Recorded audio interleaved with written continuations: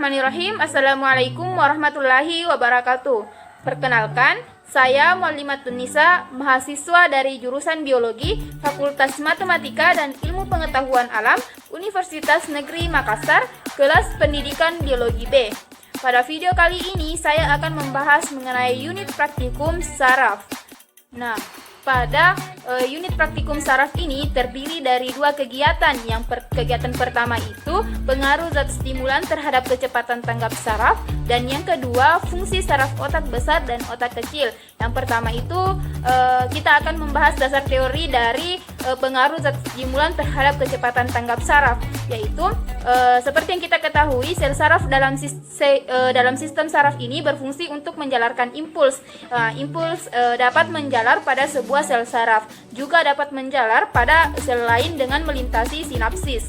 Penjalaran impuls dapat terjadi dengan cara transmisi elektrik atau transmisi kimiawi yang menggunakan bantuan neuron transmitter. Nah, proses transmisi sinapsis dapat berlangsung lebih lambat atau mengalami gangguan. Kemudian, stimulan adalah obat-obat yang menaikkan tingkat kewaspadaan di dalam rentang waktu yang singkat. Stimulan biasanya menaikkan efek samping dengan menaikkan efektivitas. Stimulan menaikkan kegiatan sistem saraf simpatetik, sistem saraf pusat, atau kedua-duanya sekaligus. Beberapa stimulan yang menghasilkan sensasi kegembiraan yang berlebihan, khususnya jenis-jenis yang memberikan pengaruh terhadap sistem saraf pusat. Stimulan ini kadang-kadang dipakai untuk memompa ketahanan dan produktivitas, juga untuk menahan nafsu makan. Stimulan sistem saraf pusat kegiatannya meningkatkan norepinefrin dan dopamin dalam dua cara yang berbeda. Yang pertama, stimulan SSP meningkatkan pelepasan norepinefrin dan dopamin dari sel-sel otak.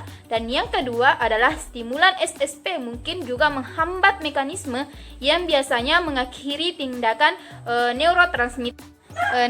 Kegiatan pertama ini, pengaruh zat stimulan terhadap kecepatan tanggap saraf ini memiliki tujuan mengetahui pengaruh zat stimulan yang terdapat pada berbagai minuman kemasan terhadap kecepatan tanggap saraf. Nah, adapun alat dan bahan yang diperlukan untuk melakukan praktikum ini adalah: yang pertama, penggaris plastik 30 cm, kemudian minuman stimulan, yang pertama extra joss, yang kedua kopi, yang ketiga Coca-Cola, yang keempat M150, dan yang kelima cutting dye.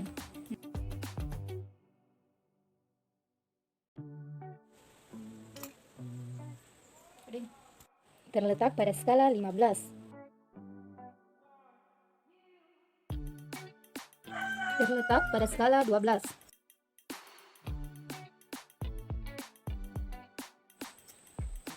Terletak pada skala 18. Terletak pada skala 20. Terletak pada skala 22. Terletak pada skala 19. Terletak pada skala 30. Terletak pada skala 28. Selanjutnya, kegiatan kedua, yaitu fungsi saraf otak besar dan otak kecil.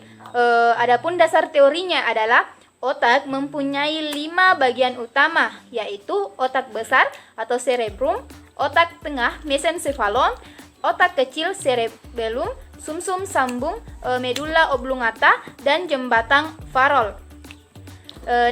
Otak besar atau cerebrum ini mempunyai fungsi dalam pengaturan semua aktivitas mental, yaitu yang berkaitan dengan kepandaian, ingatan, kesadaran, dan pertimbangan.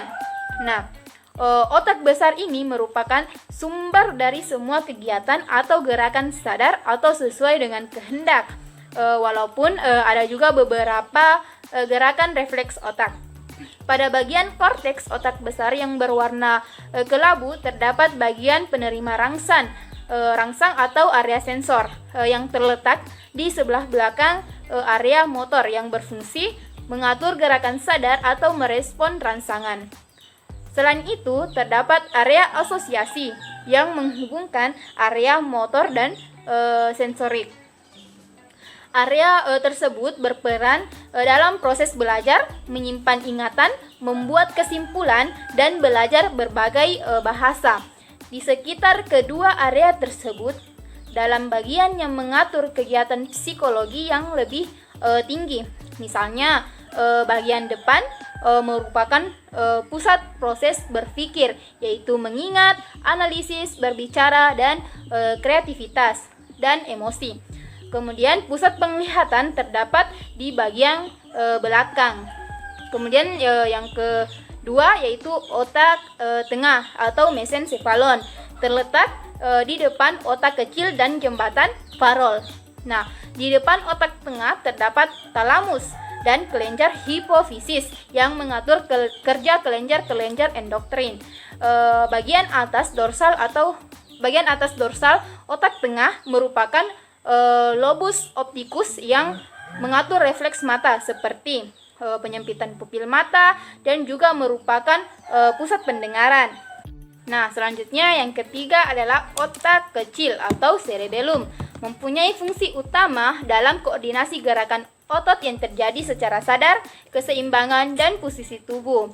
Bila ada rangsangan yang merugikan atau berbahaya, maka gerakan sadar yang normal tidak mungkin dilaksanakan.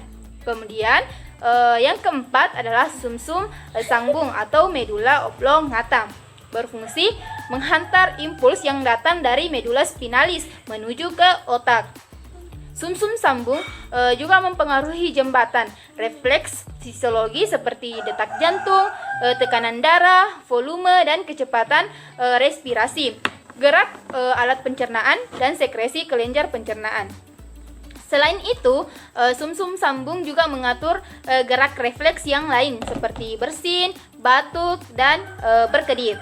Kemudian jembatan farol. Jembatan farol atau pons farol berisi serabut saraf yang menghubungkan otak kecil bagian kiri dan bagian kanan, juga menghubungkan otak besar dan sumsum tulang belakang.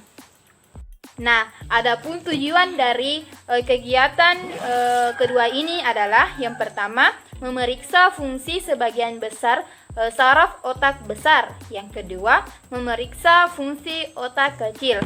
Adapun alat dan bahan yang digunakan antara lain, yang pertama, bawang putih yang sudah dipotong melintang. Yang kedua, serbuk kopi. Yang ketiga, cotton bud. Yang keempat, buku bacaan. Yang kelima, stopwatch. Dan yang keenam adalah pensil.